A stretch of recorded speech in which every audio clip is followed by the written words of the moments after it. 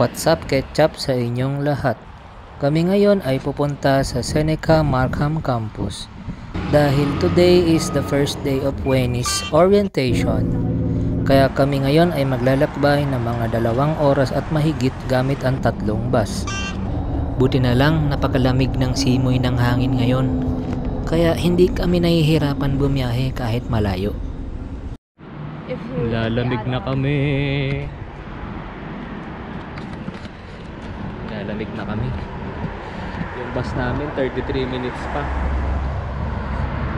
First time kasi namin mag-ano dito. First time namin mag-bus papuntang Markham. Orientation kasi ni Wenny ngayon sa Seneca.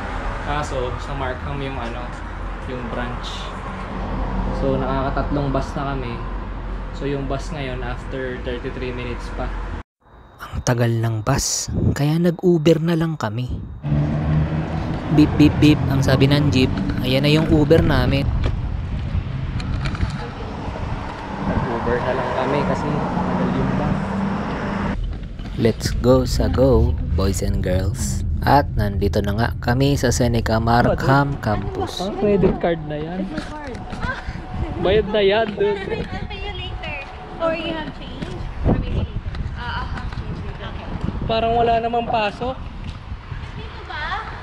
Oh, dito na. Air school mo. Hey, classmates! Yeah. Hey, classmates! Time to see your new school. I know. Classmates! Seneca, yeah. Tara. Yeah. Classmates! Classmates! Abi, mag-i-inquire lang tayo. Ikaw na bahala mag-explain. Nakakamiss din pala talaga mag-estudyante. Kaya ito, ang saya-saya namin sa loob ng eskwela. Ayan si Kuya. Siya yung nag-o-orient sa amin dito sa aming eskwela. Si Wenny nga may nakilala pa. Ang saya-saya niya. Nagtatawanan sila. Kasama namin si Abby. Kami din ay nagtatawanan. Kasi hindi naman talaga kami estudyante dito. Kaya parang asesya. Yan, palakad-lakad lang kami. Si Wenny pa picture pa. Sasabi ako dun sa i-upload yung photo. Ano yun? Ano yun? Anong i-upload yung photo? Ang daming nalalaman ni Wenny. Ano i-upload yung photo? Huwag kang tumakbo. Huwag mo akong iwan. Natatakot ako. Hindi naman talaga akong estudyante dito. Sumasama lang kami kay Wenny. At pumasok na nga kami sa kabilang kwarto kung saan talaga magaganap ang orientation. Ikaw gusto mo po? Ha? Gusto mo po? Wag na? Gusto mo ba? Gusto mo? Hindi. Di wag. Kahanap ng kabayan dito. May nakita kami. Kabayan spotted. 3 sila. What's up, kabayan? Libre naman eh. Yes naman. Ay, Pilipino pala. Oh no, I was born and raised here. Born and raised ka, te? Totoo? Raised? She's a charm. Born and raised. Pare-pares pala tayong born and raised dito. Matalbog dito. Ikaw nga, sir. Ikaw nga. Ulitin ko nga. Malakas ata pagka eh. Hello, ang saya-saya nila. Baka mahilo kayo dyan, mga kabayan. So sila nga pala yung mga nakilala namin, mga Filipino dito sa Seneca. Nagpapaalam na kami. Alis na kami, may interview pa si Wenny ng 4 o'clock as beauty specialist. Saan yung bag mo, kuya? Nilagay ko sa... Ayan na, picture na kita. Walang pride. Picture. Water. Dito naman, tanga. Diyan na. Dito na, gago. Confucius Institute. Yan o. Dito ka sa gitna. Ayan. Chinese Gitna, language gitna. proficiency. Yan. Oh, kaliwa, oh, kanan ka onte. Ayan. At natapos na nga kami sa Seneca at ito na naman tayo sa mahaba-habang lakaran at biyahe papuntang Bayview area kasi may interview dun si Wenny eh. Tita Toto for us. May baon. Thank you, Tita Toto. Wala yan. Dinahimatay na kami dito. Sa Markham. Sarap ba? Hindi naman eh. With the love of Tita Toto. And with magic sarap. May magic sarap ba to, tita? Wenny, winapasiwas pa yung plastic. Nadinura ni ate yung pickle. Parang hirap na hirap ka sa buhay. Sarap-sarap kaya. May mga classmate ni Wenny, oh. Uy, yung classmate mo. Andun sila, tangi. Andun, oh. Ayun sila ate, oh. Ay, maharap. Ito tayo dun. Tayo sa harap, oh.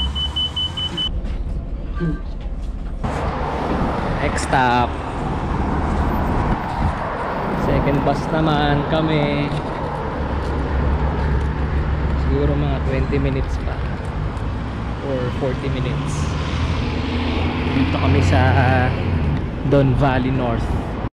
Bombastic, telefantastic. Ayan na yung bus. Let's go.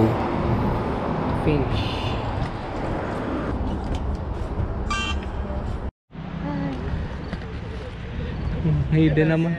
Ang hidden naman ng bus station dito. Ang ganda. Yung nakakatakot pang mag-commute ng gabi dito. Tapos tatayo ka dito, mag-isa. Okay, next bus. Sa oras na yan, sobrang gutom na kami. Second bus pa lang yan papuntang Bayview area. We're here. Good morning. Nandun yung ano ni Wenny, oh.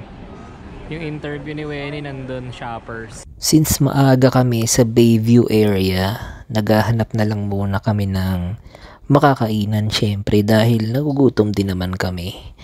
Kaya meron kami nakitang Lemongrass Restaurant kung saan sila ay nagbebenta ng mga Thai foods na napakasarap. Sabi ka lang ha, binidyo kita para alam ko saan kita babalikan. Atin ko muna si Wenny sa shoppers kasi mag-i-interview na siya. Uy, bawal ata tumawid dyan. Huwag dyan, dito. Bit niya na yung CV niya. Ready ka na ba? Sige lang.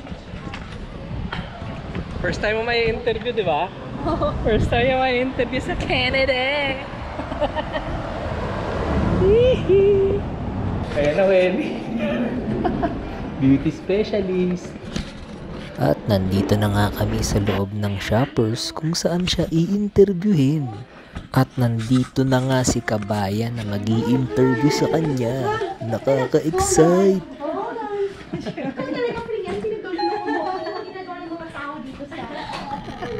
O diba, ang kwela ni ate kausap. Kakaway pa yan si Wenny. Ayun o, kala mo SK chairman.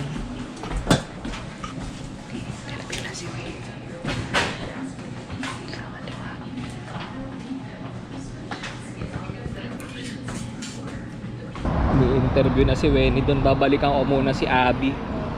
Kasi walang kasama doon si Abby. May mukha namang mabait si ate. Siya yung ano, kaibigan ng friend ni Wenny. So sana makuha siya. Kasi nag-apply siya ng ano dun eh. Ni-refer siya as beauty specialist. Sabi ko sa kanya magpaganda. Kasi beauty specialist yung a-apply ito. Balik muna ako kay Abby. And I'm back dito sa restaurant para balikan si Abby kasi wala siyang kasama. Dito ka pa? Some crazy guy told me not to leave. Dumudugo na naman yung ilong ko sa'yo. Hey! Ang balita. casual lang na usap. Ang balita. Pilipino, pero mukha siyang parang may Hapkin. lahing, yung Kastila ba o Chinese? Half Chinese yun. Mabait. Sinabi niya. At saka sinabi mo, wala bang ibang branch tong inyong franchise? Ano sabi? Yun nga, nag-worry siya. Kung gusto na niya akong kunin, nag-worry siya dun sa commute ko. Dahil din, opo tita, chinek niya sa maps, ang layo ko daw. I-assign niya ako sa gabi, 7 to 12. At doon na nga nagtatapos ang araw namin. Maraming salamat sa panonood at sa pakikinig. Hanggang sa uulitin. Zaijian!